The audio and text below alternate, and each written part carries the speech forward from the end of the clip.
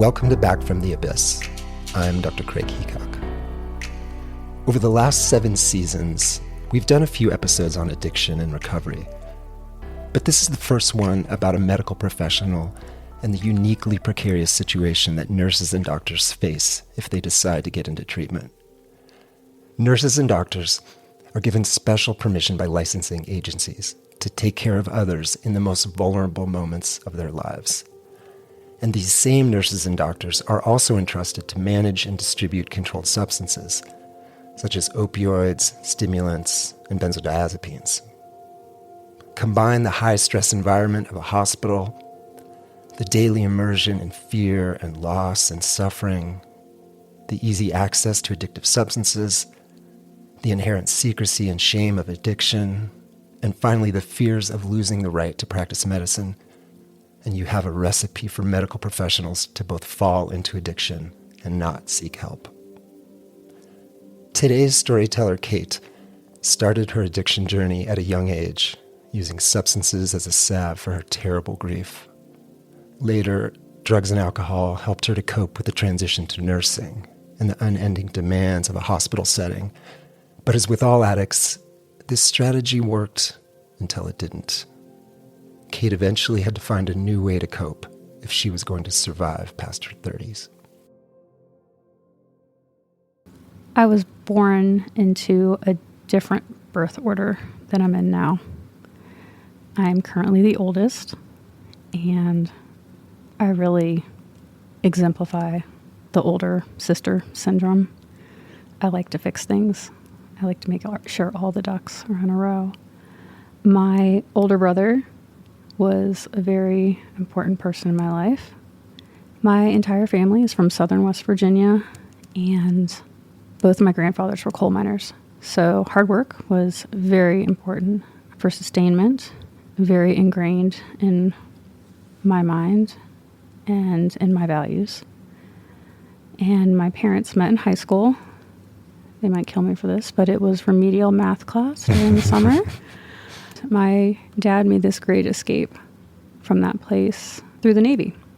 My mom followed him naturally. So that's how we transformed from a very impoverished family to a military family that moved a lot. My mom later decided to join the Navy, much to my dad's amazement and shock. And she really enjoyed it, but it actually ended up having a very negative impact on her life, just part of her own story to tell. My older brother, Chris, was born 14 years before me, and they didn't think they could have any more kids until, surprise, here I am. So there's quite an age gap, but it was actually really cool. My parents were divorced right after I was born, so I don't ever remember them living together in the same household. So any interaction I saw between them was usually a lot of blaming, negative speak. Not really a great thing to hear as a child. I also had a younger brother who is just a little over a year younger than me, and he's a pretty cool guy. After my parents got divorced, my mom pretty quickly remarried to another Navy guy. So this family, from my perspective from the get-go, was pretty broken, pretty fragmented, wasn't very healthy at all. So when I became aware of what my family was and the members of it, it was certainly not ideal. My stepfather was a very caring guy, and he really did his best. Moving into a non-traditional role, he worked a lot. My mom was a stay-at-home mom, but I don't really remember her being around a lot. So my older brother, Chris, was my world. We did everything together. My earliest memories were always with him. He was just the coolest guy. He would take me down the street hand in hand to 7-Eleven to get Slurpees. I would always get a pina colada. He would mix the Coke and the cherry, and I thought that was just the coolest thing ever because he did what he wanted to do. I would just spend hours in his room. I'm sure he was doing his own thing, playing music. He played guitar. I would just like hang out on his waterbed and look at the ceiling and listen to him talk. And I just felt really safe with him. So he was that foundational person in my life. My mom had my half sister with my stepfather. When she was pregnant with her, that's when my entire life turned on its head. I remember being in the living room one night and the police coming to the door. I didn't really understand what was happening, but they came to tell us that my brother Chris was killed. I wasn't really told the truth about what happened to him, and I can understand why now. When you're 4, almost 5, there's only so much you can process. I was told that he was helping some people change a tire at a gas station, and that those people followed him and his roommate home, and that they plotted to come back and rob them. What really happened in actuality is that there was some sort of transaction around weed or something like that. And then the rest of the story was true. So he was murdered. He was murdered. It was referred to as the Green Run slayings. It really hurts to think that that's how the media and the courts referred to his loss of life.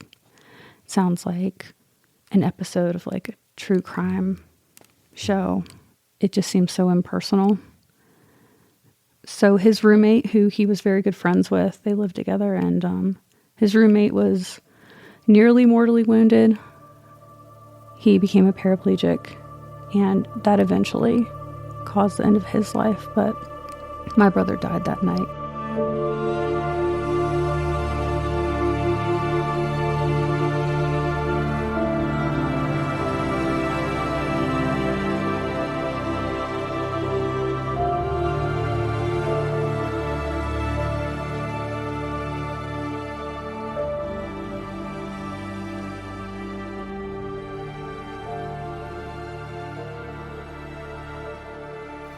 His loss, it felt like somebody took all the joy and like color in the world away from me. It was like I was put into a capsule and sent into outer space to a place where no one else could understand how I felt. I was inconsolable for a very long time. Thankfully, my younger brother doesn't remember much of this. And I am grateful for that. It really shaped who I am today and how I respond to loss, death, or anticipating death. I usually feel very, very numb to that. It kind of feels normal. Yeah.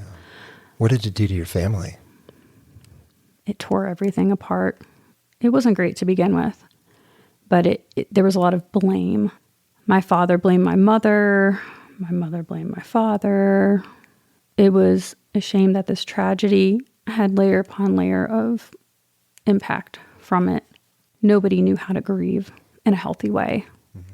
My mom retreated to her bedroom. My father was emotionally unavailable for me to talk to him about it. And my stepfather was standing there trying to hold everything together. I mean, this man married a woman with 2 children. They had another child on the way.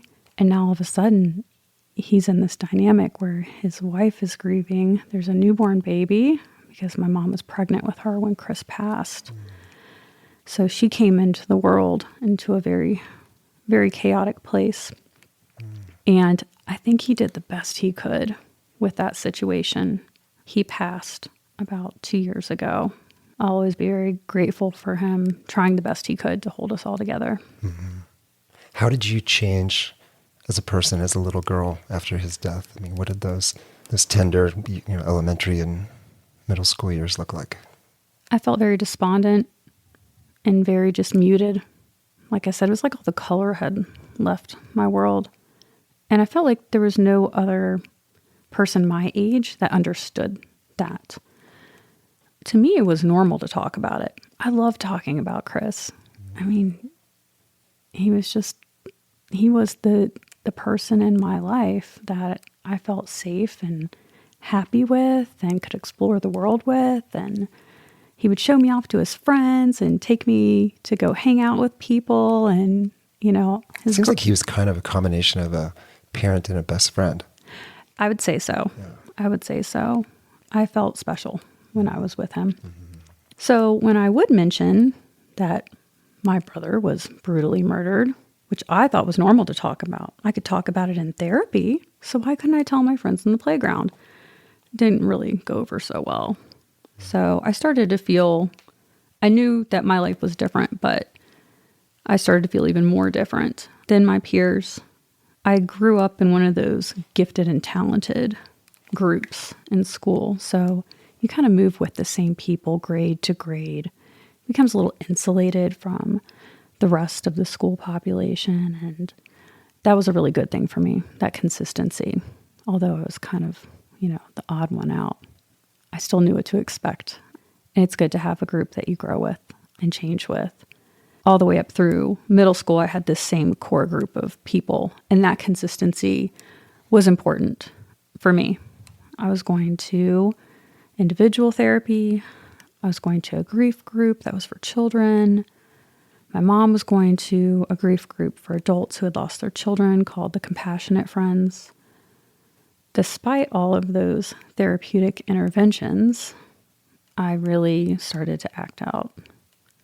I just felt like this pain I was dragging with me through my childhood, I wanted to stop. I wanted to be normal. Mm-hmm. What did that acting out look like? I was fighting with my family. I had a lot of anger that I couldn't resolve. I mean, it will never make sense to me as to why you would take someone's life to steal some items. Mm-hmm. I can never justify that. And so it just really put me in this place of conflict of like, he's gone. I can't change it. I can't understand it. It was helpful to know that they were in jail. What wasn't helpful to know is that they would be available to have parole consideration throughout the rest of my life, which happens every couple of years.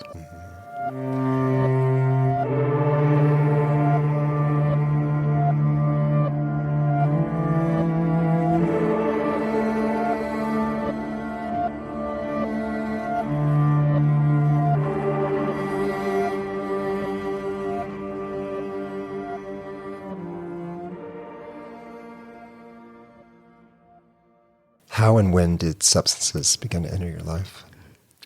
So I experimented when I was in maybe the last year of middle school with like smoking a cigarette, something as innocent as that. But it changed how I felt. And I could control that. I couldn't control the other changes in my life with family dynamics, with Chris, with not quite fitting in at school, but I could change that. And that was very powerful for me. I think maybe I tried, a sip of bourbon out of my dad's liquor cabinet. Sorry, Dad. And I thought to myself, this is disgusting. How could someone want this? But it made me feel different.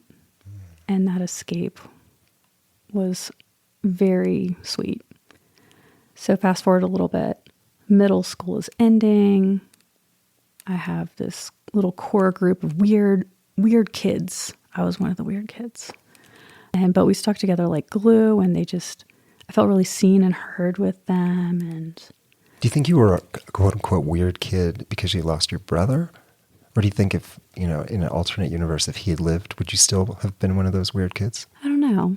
I think I definitely have a little weirdness to me. I definitely was hanging out with the more emotional crowd, so to speak, who also had their own types of trauma in their lives. And were taking risks. Yeah, they were good partners to take risks with. They had the more permissive parents or the absent parents, so you could get away with a lot more that way. Towards the end of middle school, my mom and my stepdad got divorced, which doesn't sound terrible, except that we moved from suburban Maryland to the middle of a cattle farm in central Virginia. And that was probably the worst thing that could happen. It's like you went into exile. It felt like it. It felt like I was being punished for something that I had nothing to do with.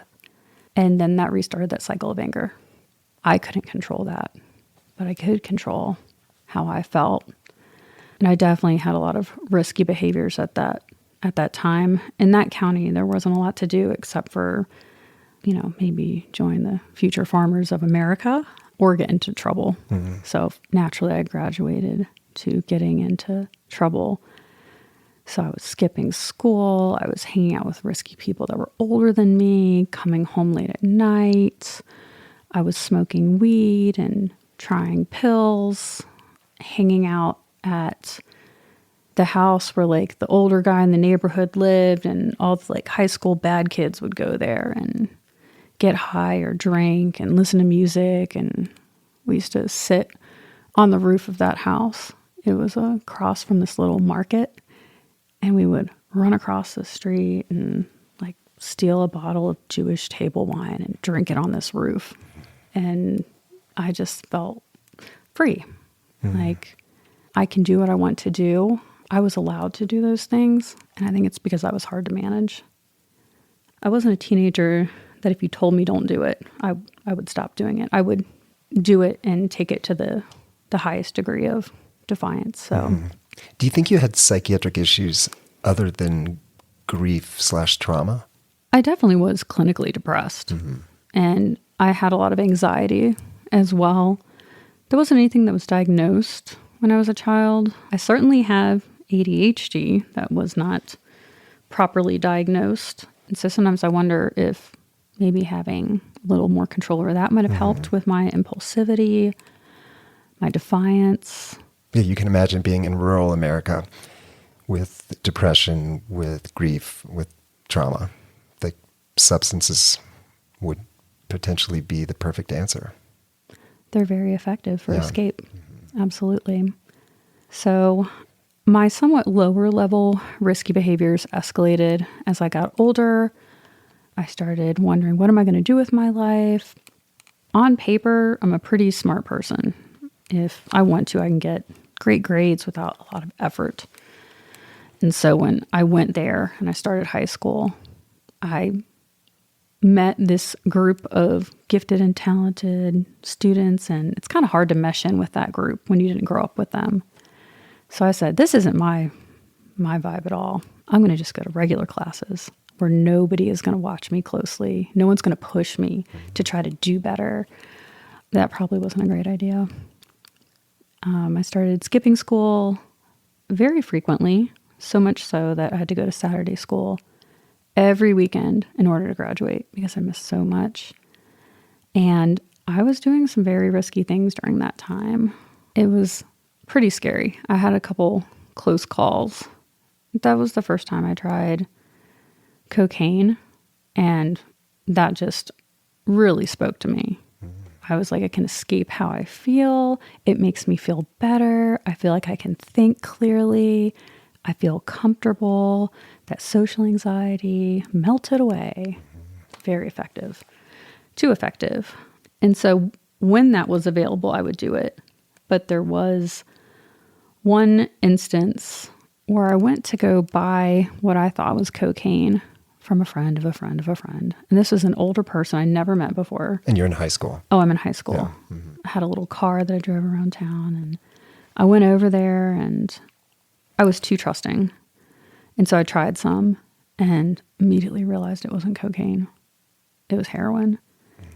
And this person knew what they were giving me. And here I am, maybe 16 years old, in this grown man's house. And he drugged me. I recognized it quickly. I recognized the danger. And I remember just grabbing my things and trying to run out of this house. And him being behind me like, no, wait, stop, don't go. And I knew that if I stayed, something terrible was going to happen to me. And I got in my car and I started driving. And I was trying to call someone that I knew lived nearby. And I was like, this happened. I'm not safe. I don't know how far I can drive, but I know that he was coming down the driveway after me and pulling over and throwing up, and had to park in a gas station. And it was terrifying. That should have been this needs to stop. Yeah, that sounds like a wake-up call, but... I blew right past that stop sign. I thought, well, I'll just have to be smarter next time. Just know what you're buying. Yeah, I mean, How hard could it be? Like, maybe I won't go by myself, if I'm with other people. But for me, the danger was more than just the physical situation I was in. It was that I was starting to train my brain to really rely on substances to function, to feel happy, to feel adjusted, to escape.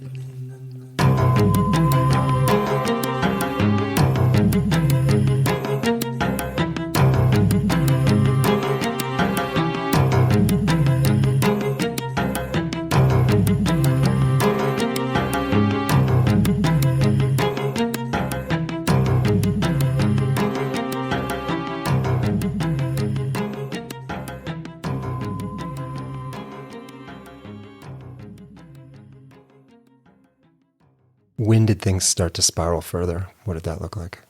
So when I was about 19, I got married to someone else that had substance issues. Great match. Mm-hmm. However, I began to become alarmed by his substance use.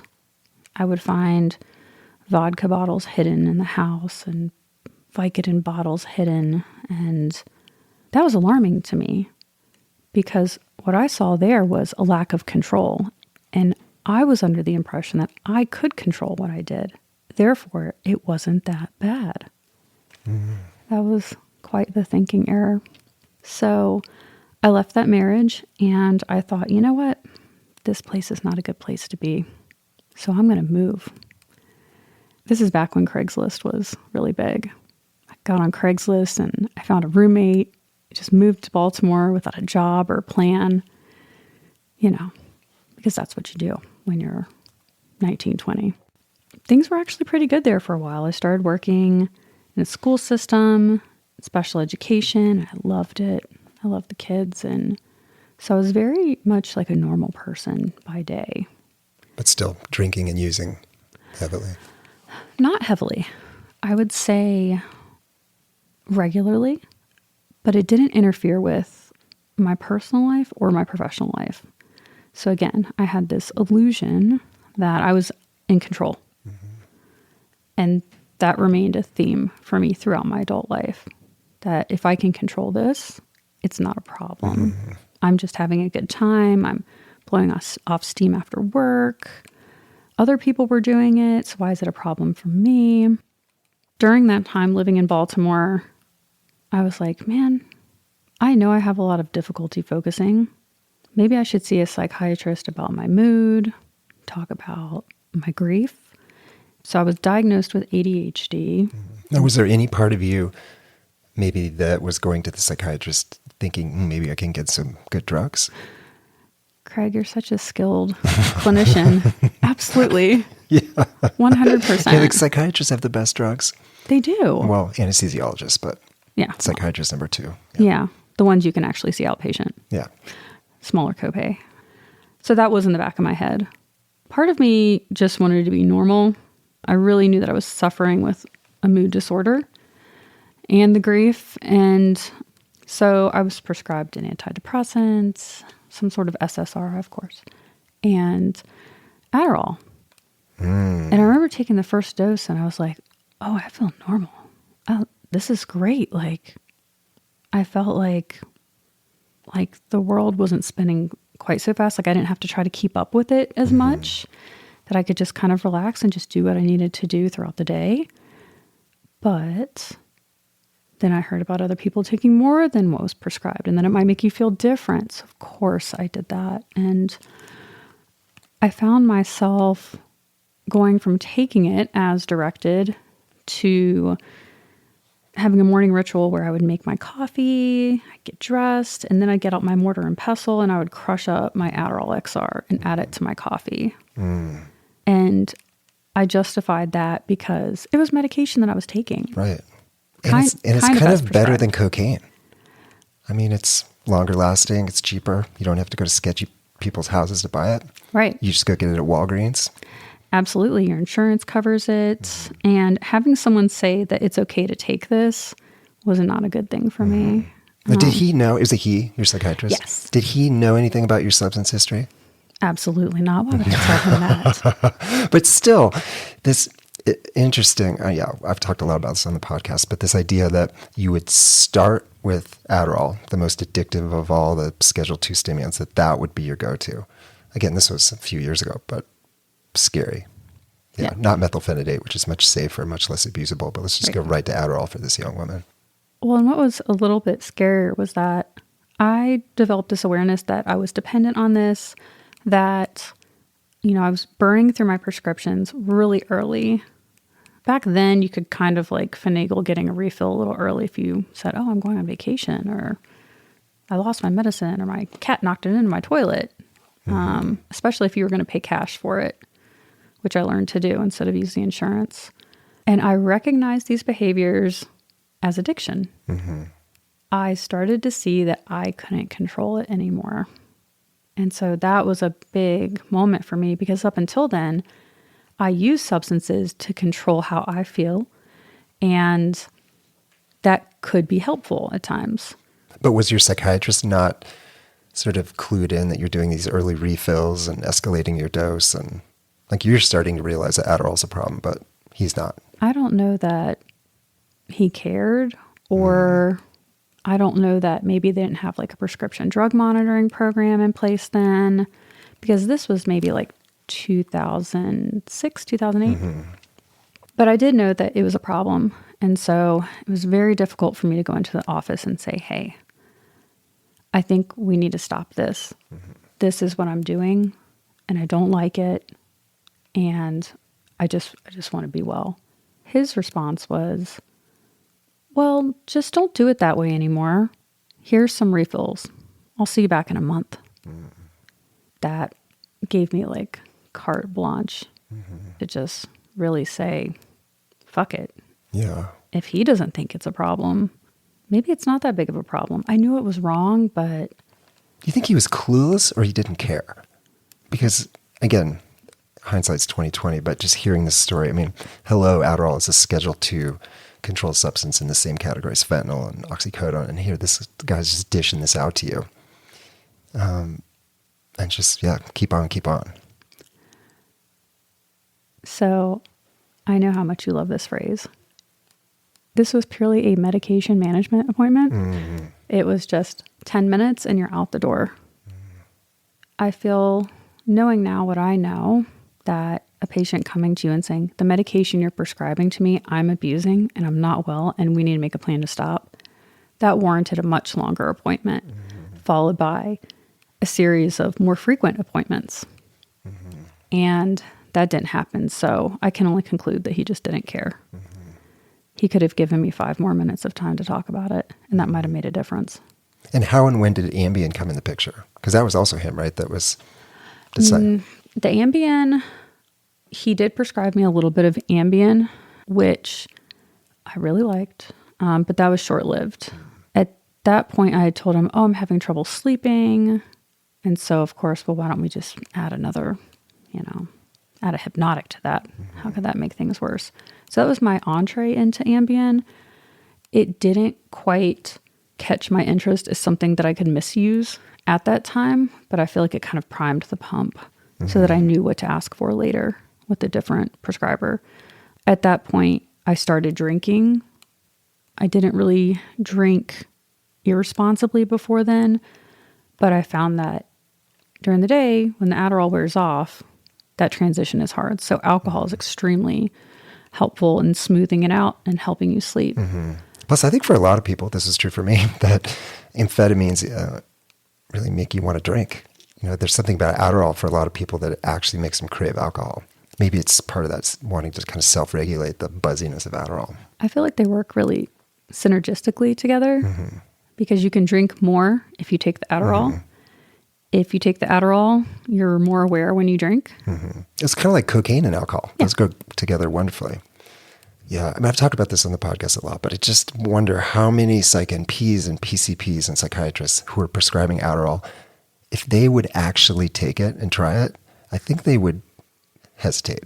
Because I really think most clinicians are clueless. They don't realize that for all intents and purposes, a 30 of IR immediate release Adderall is, I don't know, probably equal to like 2/3 of a gram of cocaine, 3/4 of a gram. You give somebody like 30 or 60 of those a month. What could go wrong? Yeah, what could go wrong? I feel like in this day and age, there are two types of people that prescribe medications. The ones that are really vested in your well-being and care as a patient, and the ones that are just trying to get through to the next appointment. Mm-hmm. And some patients have their mind set on getting that prescription, and that really requires the clinician to have a very astute conversation with that patient and talk about why they're concerned about prescribing that and what the risks are, exploring whether or not somebody has a substance use history. What is the motivation for all of a sudden needing this prescription as a 30-some-year-old adult? Right.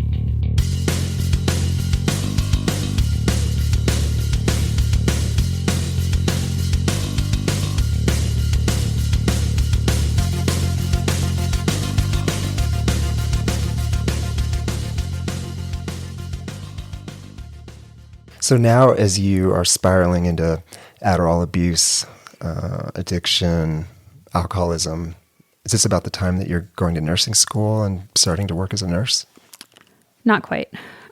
I kind of got burnout on Baltimore. So I moved to Virginia, and moving for me has been kind of a reset button. Like I can leave my problems behind. And that's kind of a common thing in addiction, right? I'll get a new relationship, I'll get a new job, I'll move, I'll get a new hobby. And I'll go on vacation and do a reset. Yeah. A reset, yeah. Mm-hmm. I'll just leave my problems behind. They won't follow me, which they do. So I went to Richmond. I really loved the work I was doing. I loved working with kids. I loved working with kids with medical challenges, behavioral challenges. I really enjoyed it, and I was very good at it. And my substance use never made its way into my professional work. I would have students that were really medically needy, and I couldn't help them with that, with the education and training I had. So that inspired me to explore nursing school. I just really wanted to help them to achieve their goals. And it's such a trusted position, and it really appealed to me. So I started nursing school. I had been dating somebody for about 4 years, and we had a pretty terrible breakup. He should have broken up with me. It was the right thing. In my mind, it was not the right thing. He actually dumped me in a couples counseling session, which you could call that very caring or very cruel. He did pay for the next session so I could stay the next hour, so I'll give him that. But that really tore me apart. I hadn't really truly started drinking heavily or regularly until then. I remember going home, and he had this bottle of Evan Williams Green Label whiskey in the cabinet, which is some pretty nasty stuff. I just took this huge gulp of it.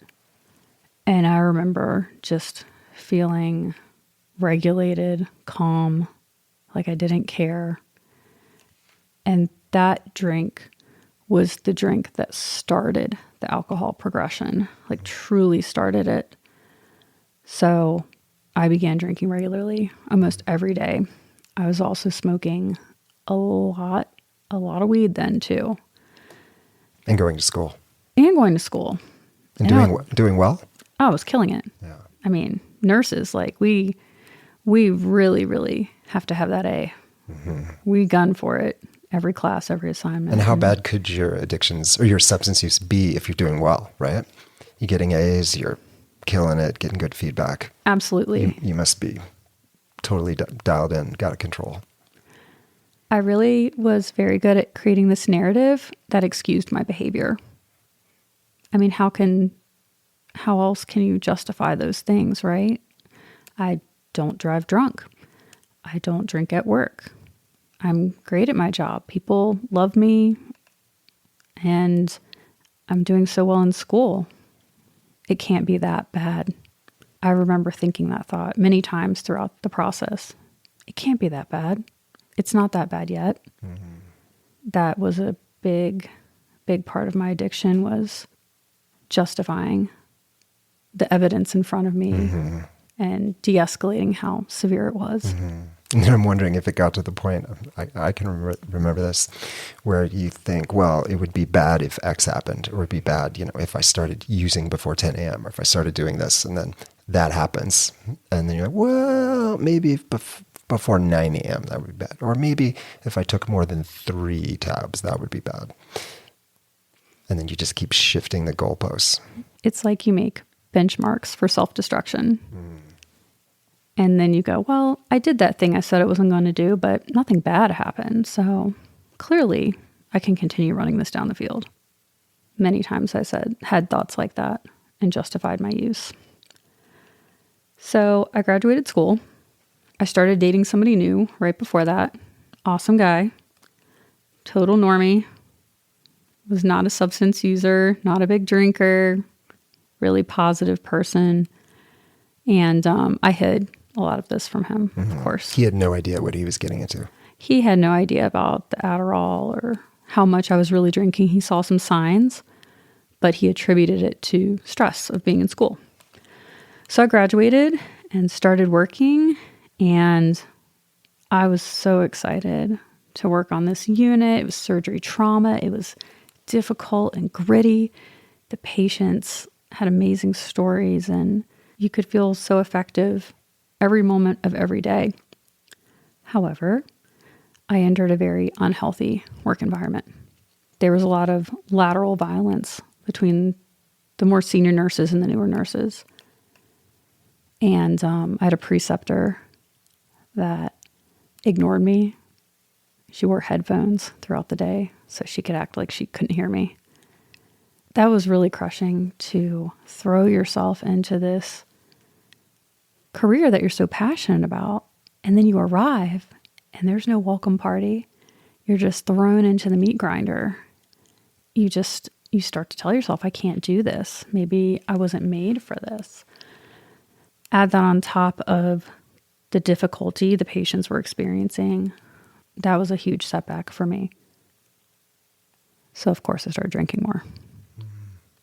It started to become a problem. I started calling out of work because I felt like I was too hungover to be there. I never wanted to cross that line. I held that very firmly, that no drinking at work. No drinking or using at work. Period. That's one I never crossed. I'm really thankful for that, because my life would look very different today. I left that unit and I went to the emergency department, which... There's a low stress place. Absolutely. I mean, I like stress. I think I thrive in it sometimes, but I do much better if I'm sober, right? So that was during COVID. In the ER, the wonderful thing is that most of the time your patients come in and you can do something to help them immediately. It's fast, it's intense, it's brutal. But most of the time, people leave your care in better shape than when they arrive. And that wasn't the case anymore during that time. Add to that the isolation and the fear of the unknown, right? Not knowing if you're going to get sick, not knowing if you're going to get your own family sick. It was very isolating, and isolation really feeds addiction. Isolation and fear. So my drinking really took off then. I worked night shift. I would plan the time I woke up so that I could get to the liquor store to buy it to have for when I got home. Everything I did in my life was revolving around use. Do you think were you starting to realize then that actually you were powerless, or that you no longer could sort of kid yourself that you had control? There were a few pivotal moments in my substance use. One was that big swig of whiskey after the breakup. The second was in nursing school when I had a major exam the next day. I needed to be studying for it. But I still found myself getting ready to leave to go to the liquor store when I knew I should have been at home studying.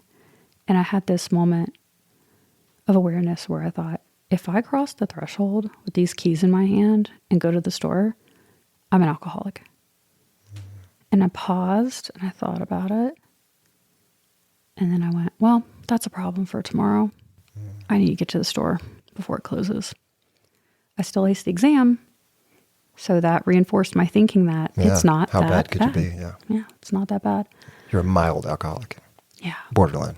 Yeah, like a soft alcohol. So, So then that next pivotal moment was, working in the ER and realizing that I have to plan my entire life around drinking. I would plan days off around it. I was calling out of work a lot, which was becoming a problem because you have to be there. I could not insulate myself from use.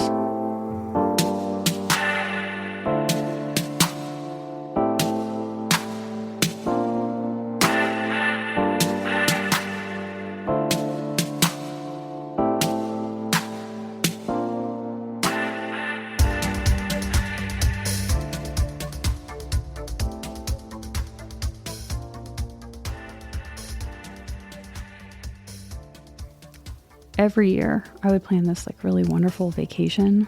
I'd spend months planning it, with activities, staying in the most beautiful places, and every year I would ruin it by drinking. So the last year, we went to Maine, stayed in all these cute bed and breakfasts, and I ruined it again. I was drinking the whole time.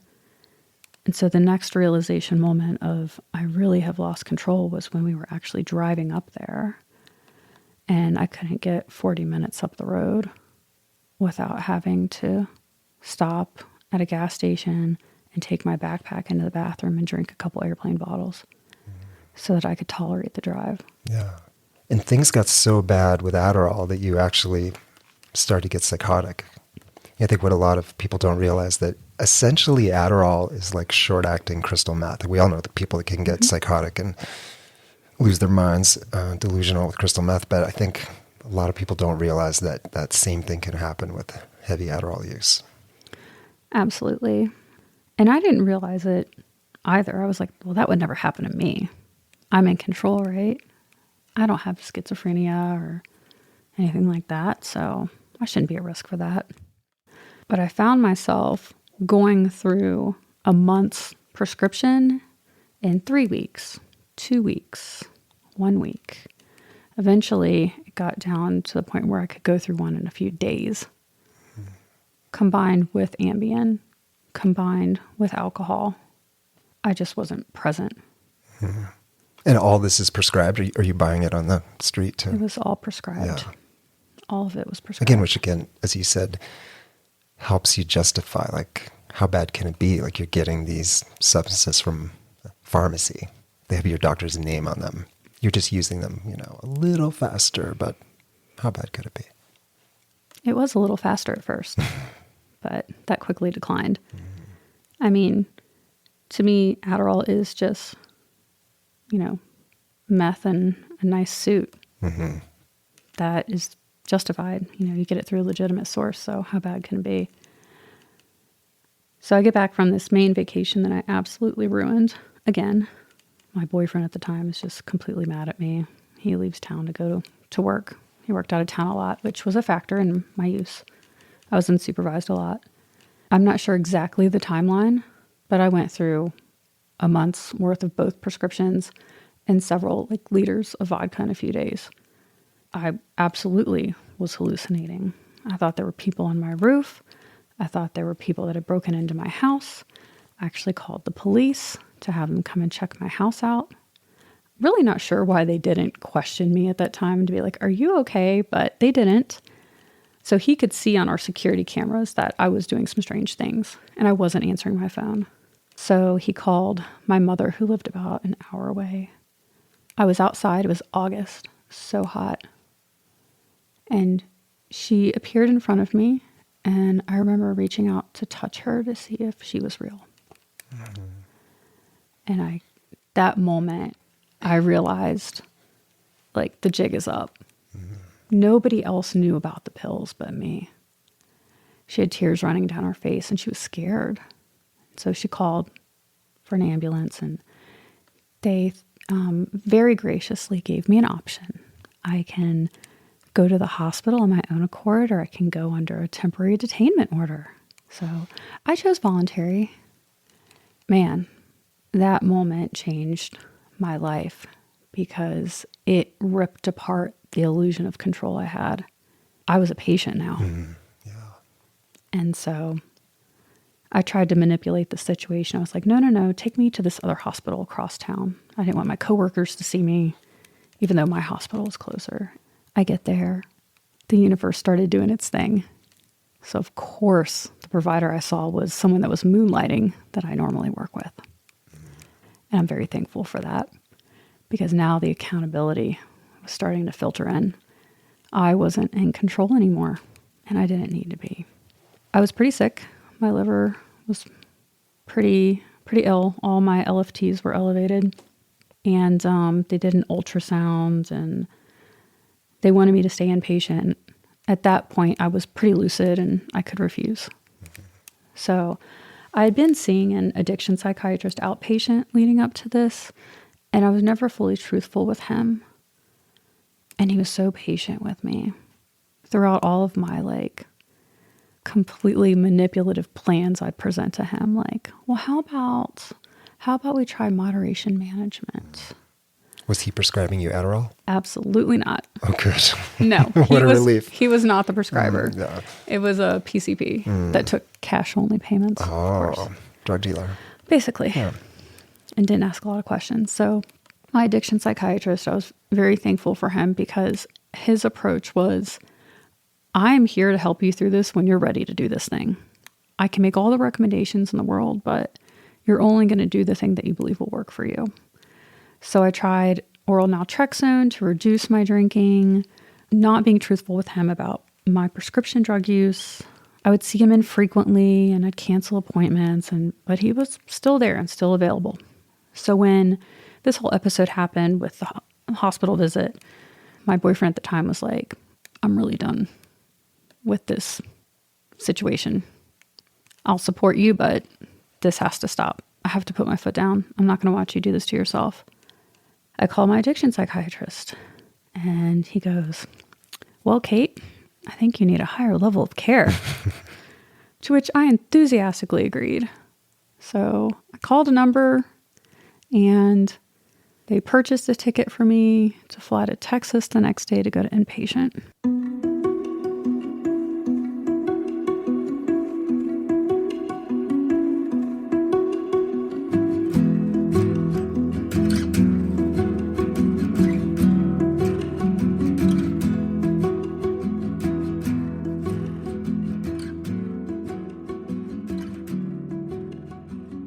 So I went to inpatient, this nice little treatment center in Grand Prairie, Texas, called Greenhouse, which I may or may not have selected because it was a former Neiman Marcus spa.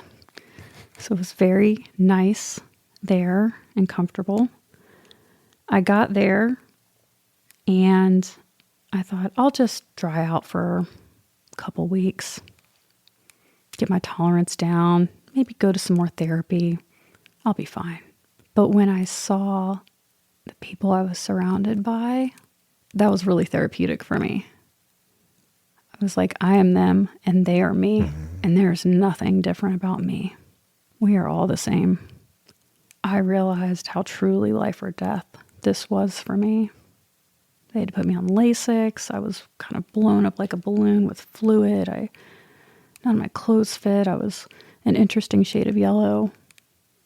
I was going to die if I didn't stop. Right, to be in your 30s and have those kind of medical complications of drinking, you were on the way to death. Absolutely. It was a slow suicide mission that I didn't want to acknowledge what the goal was. But it was certain and it was steady. Were you there a couple months?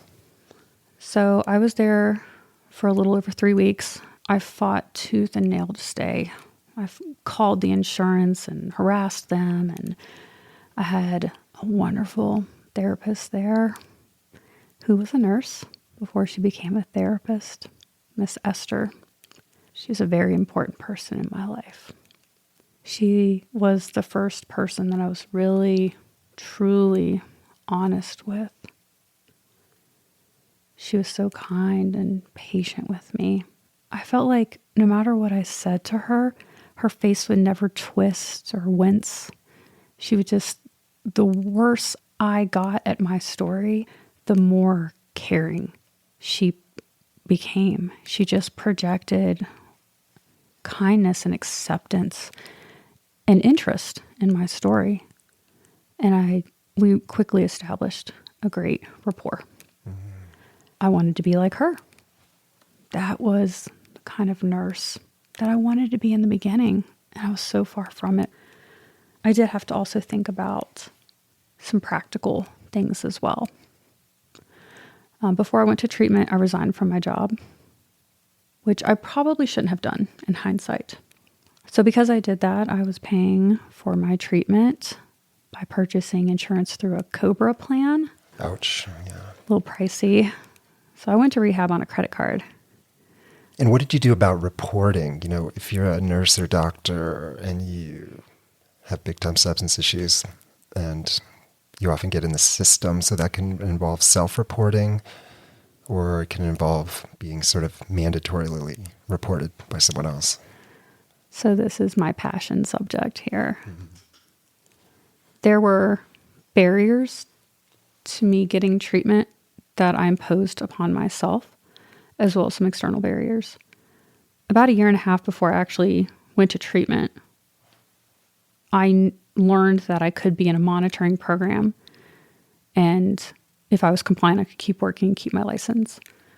In Virginia, there are a few ways to get into such a program. One is referral through an employer or someone else, if someone reports you to the board, or the monitoring program. The next would be through board action, which you really don't want. Mm-mm. And the third is through self-referral, which is what I did. So about a year and a half before I went to treatment, I read the handbook for that program cover to cover. I was really contemplating where my life was and where it was going to go if I didn't stop. But I didn't have enough information. And I also just wasn't ready to stop. So when I went to treatment and I was talking with Miss Esther about what I was going to do, I said, are you guys going to tell the board about me? She didn't give me an answer. Mm-hmm. She threw it back at me and said, well, what's keeping you from making that call yourself? And that just woke me up. She's like, tell me what your life would look like if you were reported versus you taking control of that situation and being accountable on your own accord. And so we ran through all the scenarios, and I quickly realized that, at that point I was 100% dedicated to being healthy and well. But I was also afraid to self-report. What if I slipped up? What if I couldn't afford it? What if I couldn't find a job? So many barriers. But at the end of the day, I realized that I needed accountability, whether I was going to continue to practice or not. And the monitoring program did that for me. While it was nice that I was able to protect my license, I protected my life by having that accountability through randomized drug testing. Accountability is everything. It's like number one. I remember when I was in rehab, I was told multiple times, doctors and nurses and pilots, they have the best, we have the best recovery rate because we're monitored. The pilots, nurses, and doctors are in monitoring programs, and they're very, very carefully scrutinized, and the stakes are extremely high. And that seems to be kind of true. It's interesting to hear that for you. I know for me, the accountability of being in the monitoring program was huge. It really was. And we know that the success rate for those in monitoring programs is close to 80%, which is vastly improved over any other outpatient or inpatient type of treatment for people that aren't in monitoring. And so it was the right thing to do for many reasons, for my life, for my career, for the work I do with other people that are inner seeking recovery now. You never 100%. relapsed? Nope, never relapsed. Which is amazing. Yeah, I didn't either. Yeah. I mean, amazing when you think of doing addiction work as you and I both do. Like the success rate, like relapse is normal. Like I'm always shocked when people don't relapse after rehab. So yeah, there is something pretty powerful and special about the monitoring programs. There is. State to state, there are a lot of variances. In my opinion, no one has the right to practice impaired. Practice is a privilege. When we sign up for that license, we attest to that. And the boards will hold you accountable to that, as they should. But we also need to be compassionate and offer real, verified pathways that not only protect the public, but also promote the wellness for the practitioner, because we're patients too. We're members of the public too. We deserve that as well. So there's a lot of ways to go for some states. And some states do it better than others. In my state, it's 5 years. And you test about once a week. It's pretty expensive in the maintenance phase. Initially, you are paying for a psychiatric evaluation. You're going to professionals groups. You're required to go to recovery meetings. But those are all good things for me.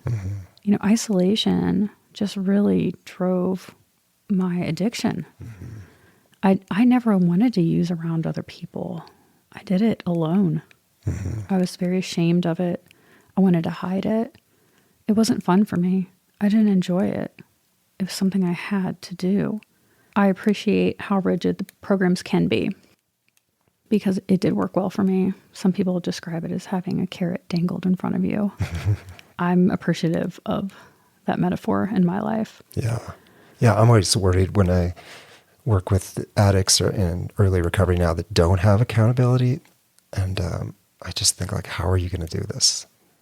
Obviously 12-step programs. There's a lot of ways as sponsors, a lot of ways you can kind of build in accountability, but it's not the same as being in a nurse or physician monitoring program, right? Where you have mandatory random UAs and you have to go to group and you have to have a therapist and you have to, you're very closely watched for 3 to 5 years. I think one of the aspects that was helpful was it forces you to be hyper aware of what you do with your day and what you put in your body.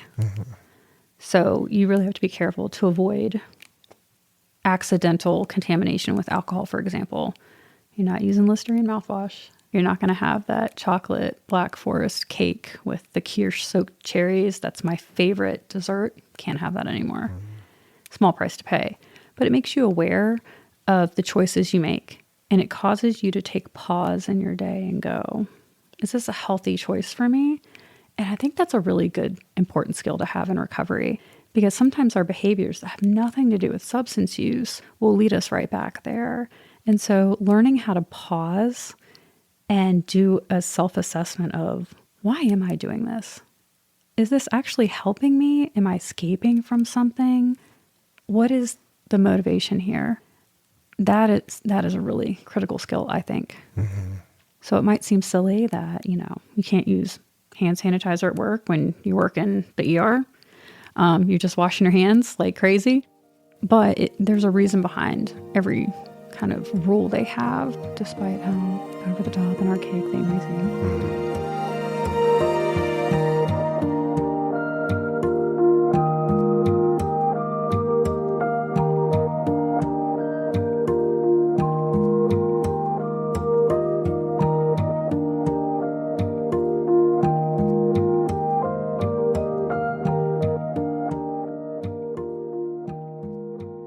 So you are now a newly minted psychiatric nurse practitioner. I am. And I'm curious about your journey from being a nurse in recovery and then moving into psychiatric NP work. There was a distinct moment for me during my initial treatment. After I completed inpatient, I went to partial hospitalization for 2 weeks, followed by intensive outpatient treatment.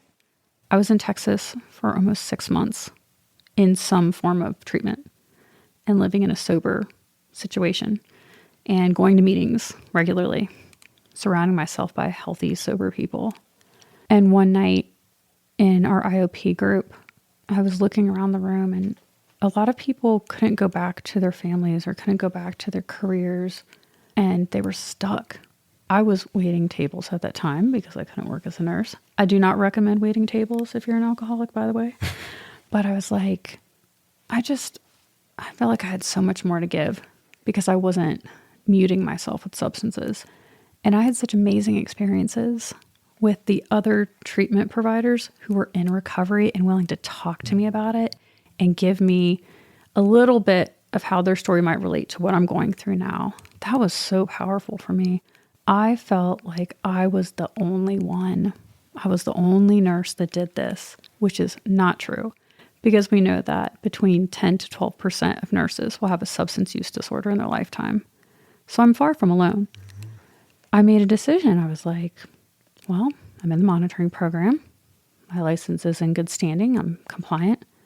Why can't I go back to school and why can't I give that same care that I received? I believe that you can't really keep your recovery unless you give it away.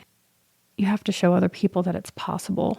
And so I made the decision and I applied to doctoral programs. I got in. They knew I was in recovery, but they also knew that I was compliant with the program. So me being willing to be open and honest about it wasn't just a good practice to have in recovery, but it helped to enhance my professional life.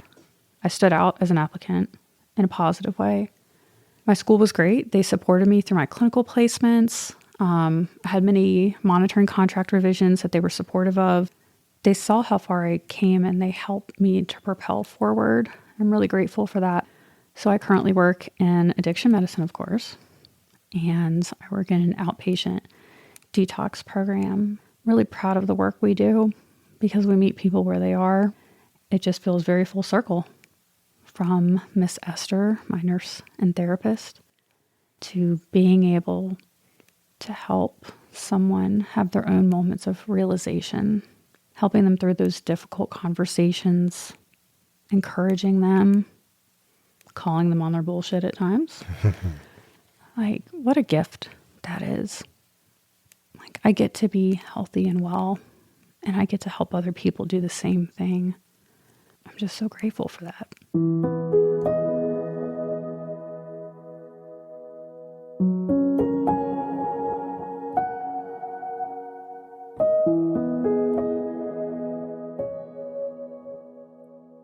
Back in March of 2021, we did an episode called Addiction Treatment: What Works, What Definitely Doesn't.